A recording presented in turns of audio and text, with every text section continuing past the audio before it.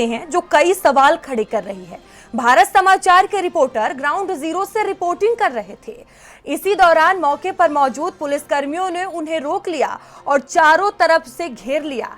आखिर रिपोर्टिंग से रोकने की जरूरत क्या पड़ी, ये बड़ा सवाल उठ रहा है। क्या सच कैमरे में कैद होने से किसी को डर था? यही सबसे बड़ा सवाल है, क्योंकि देखिए आपका अपना चैनल भारत समाचार, जो कि इसकी प्राथमिकता है कि सच आप तक पहुंचाया जाए। प्रभु श्री राम की नगरी अयोध्या में इस समय हम मौजूद हैं और इस समय हम प्रभु श्री राम के मंदिर में मौजूद हैं। तमाम श्रद्धालु यहां पर पहुंच रहे हैं, लेकिन अब जो है, अब पुलिस जो है वो मीडिया को कह रही है कि आप यहां से चले जाइए, आपको श्रद्धालुओं से बात नहीं करनी है, अब आपको चढ़ावा चोरी की बात को नहीं दिखाना है। चढ़ावा चोरी करके लाखों करोड़ों का घर बनाए ले रहे हैं, लेकिन दरोगा साहब जो हैं, क्या हो गया दरोगा साहब, हटा क्यों रहे? सुन नहीं रहे हैं आप? क्या नहीं, मैं सुन नहीं पाया। आदेश ये हुआ कि आप रोड पे कर लीजिए, इस बैरियर के अंदर नहीं। जब ये सुनिए, जब ये बना नहीं था ना, हम तब भी यही खड़े होके करते थे, कल भी यही खड़े होके किया है, हमेशा से हुआ है। कल है आदेश हुआ है। अच्छा, क्या कहा गया है कि अंदर तक तभी आदेश हुआ है कि आप लोग बैरियर के बाहर कहीं से भी कर लीजिए रोड। मतलब मीडिया जो है वो यहाँ पर अब अंदर नहीं है, बिना परमिशन के नहीं। अच्छा, परमिशन किसकी लेनी होगी? अब अधिकारियों से ले लीजिए, बुलेट साहब से ले लीजिए, एसपी सुरक्षा साहब से, बुलेट साहब से। अच्छा, तो ये सख्त निर्देश सिर्फ मीडिया के लिए दिए गए? आपके सामने आदेश आ रहा है। अच्छा। कि मेरा आदेश नहीं है। अच्छा, तो ये ऐसा तो नहीं कि तो सच्चाई ना निकल आए, मीडिया वाले निकाल? ये सब मैं नहीं जानता हूँ। तो ये देखिए, पूरी पुलिस फोर्स ने जो है मुझको घेर लिया है कि आप लोग जो है वो यहाँ से चले जाइए। अगर यही पुलिस फोर्स उन चढ़ावा चोरों को पकड़ लेती तो शायद आज प्रभु श्री राम की नगरी अयोध्या की इतनी बदनामी नहीं हो रही होती। लेकिन फिलहाल अब इन लोगों का निर्देश है तो यहाँ से निकलना पड़ेगा। पुलिस है, आप तो जानते हैं, कुछ भी कर सकती है, लेकिन फिलहाल लगातार इन खबरों को दिखाते रहेंगे। मंदिर के यहाँ पर ना आके हम सड़क पर खड़े होंगे, लेकिन उसके बावजूद लोगों को सच्चाई से रूबरू कराएंगे कि आखिर चढ़ावा चोरों को पालने वाले, पोषित करने वाले कौन लोग हैं। अयोध्या से वीडियो जर्नलिस्ट रोहित गुप्ता के साथ संदीप खेर, भारत समाचार। तो मामले को लेकर लगातार चर्चाएं और अधिक जानकारी के साथ हमारे सहयोगी संदीप हमारे साथ जुड़ चुके हैं। संदीप, अभी क्या अपडेट है? क्योंकि देखिए मामले में तो कई पहलू है, कई सवाल हैं जिनके जवाब अभी मिलना बहुत जरूरी है। फिलहाल अभी क्या अपडेट है आपके पास? देखिए, अपडेट आपने भी देखा कि यही है कि उनको 14 दिन की देखिए न्यायिक हिरासत में भेज दिया गया है। अब रिमांड का इसमें देखिए कौन सा खेल किया गया, और इसी के साथ साथ देखिए वकीलों ने उनकी पैरवी करने का बहिष्कार कर दिया है। वकीलों ने ये कहा है कि हम इनके खिलाफ मुकदमा करने जा रहे हैं, जिसमें चंपत राय का नाम शामिल है, गोपाल राय का नाम शामिल है, अनिल मिश्रा का नाम शामिल है।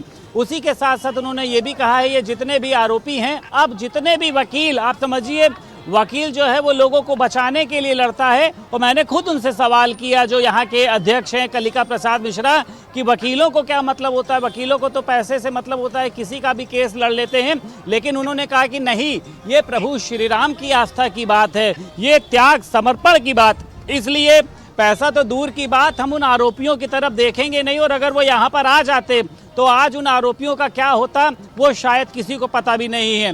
तो देखिए, अपडेट की अगर हम पूरे दिन की बात करते हैं, कुछ लोग जो हैं, जैसे अभी मैं जगत गुरु परमहंस आचार्य के पास गया तो वो तो ये कह रहे हैं कि पूरी दुनिया में जो है वो अगर कोई ईमानदार व्यक्ति है तो वो चंपत राय है। लेकिन वहीं पर संतोष दुबे ने कहा, आपने देखा जो अभी जिनसे मैंने बात करी, उन्होंने कहा कि इन्होंने में तो 400 बीघा जो जमीन है, देखिए हरिशंकर की बात मैं कर रहा हूँ, सर्फी वाला, उन्होंने कहा इन्होंने मेरी 400 बीघा की जमीन कब्जा कर ली। आपकी चढ़ावा तो छोड़िए, वो हमारे राम मंदिर निवास उठा ले गए, सोने का पलंग उठा ले गए तमाम। तो देखिए सवाल बहुत सारे खड़े हो रहे हैं, लेकिन इसका रिजल्ट क्या है? आखिर चंपत राय से पूछताछ करेगा कौन? देखिए वो आपने वो सुनी है ना कि बिल्ली के गले में घंटी बांधेगा कौन? तो यहाँ पर ये है कि चंपत राय से पूछताछ करेगा कौन? अनिल मिश्रा भी आपने देखा, अभी मैं उनके घर गया तो उनके बेटा जो था वो कह रहा था, पिताजी तो मेरे रोज आ रहे हैं, मतलब कोई फर्क ही नहीं पड़ रहा है। वो गोपाल राव, वो देखिए वो गमछा डालकर आरती में टहल रहा है, गजबी हाल चल रहा है इतने बड़े चोरी के। और देखिए सब कुछ ये नहीं होता है कि तय हो जाए, इल्जाम लगते हैं तो भी ट्रायल होता है। अरे जब तक ट्रायल हो रहा है तभी तक इन महानुभावों को कम से कम मंदिर की व्यवस्था से अपने आप को पृथक कर लेना चाहिए था, एक नैतिकता के नाते। अरे प्रभु श्री राम ने तो 14 साल के लिए आपने देखा था वनवास चले गए, एक ही बार में उनका कहा जो है पूरा राज्याभिषेक होना था, उन्होंने कहा कि नहीं, पिता ने कहा है मैं चला जाऊंगा। तो ये मंदिर में कैसे लोग बैठे हैं जो ये पद नहीं छोड़ पा रहे हैं, जिनको ये लग रहा है कि नहीं अगर हमने पद छोड़ दिया तो कोई और ना बैठ जाए। तो कहते हैं कि देखिए एक पुत्र और एक पद जो है वो लोगों को देखिए बहुत प्यारा होता है। अब फिलहाल तमाम तरीके के सवाल उसी तरीके से मुंह खोले खड़े हुए हैं कि क्या वाकई में ये 8 जो आरोपी हैं ये वाकई में क्या ये पूर्ण रूप से आरोपी थे या इनको पोषित करने का काम कोई कर रहा था, इनको मॉनिटरिंग करने का कोई काम कर रहा था। अब 14 दिन की न्यायिक हिरासत में भेजे गए हैं। क्या पूछताछ होगी आप ये बताइए उनसे, किस तरीके से उनका कनेक्शन निकाला जाएगा। और देखिए असली जो मास्टरमाइंड हैं उनसे पूछताछ क्यों नहीं की जा रही है। अरे कोई चोरी थोड़ी नहीं कर रहे हैं, चोरी तो जिसने करी है वो डरना चाहिए, सवाल तो करना चाहिए। लेकिन देखिए ये सिस्टम कहते हैं कि लोगों को बनाता भी है और सिस्टम लोगों को बिगाड़ता भी है। तो यहाँ पर सिस्टम जो है वो उल्टा पड़ देखने गया वाली है। बात होगी यहाँ पर मामले में सिस्टम और क्या सवाल नहीं खुलासा करे। होता है, क्या कार्रवाई की जाती है। बहुत धन्यवाद आपका जानकारियों के लिए। तो देखिए सबकी निगाहें इसी पर टिकी हुई हैं कि आखिर जो बड़े नाम सामने आ रहे हैं उन पर एक्शन कब होता है, कब कार्रवाई की जाती है।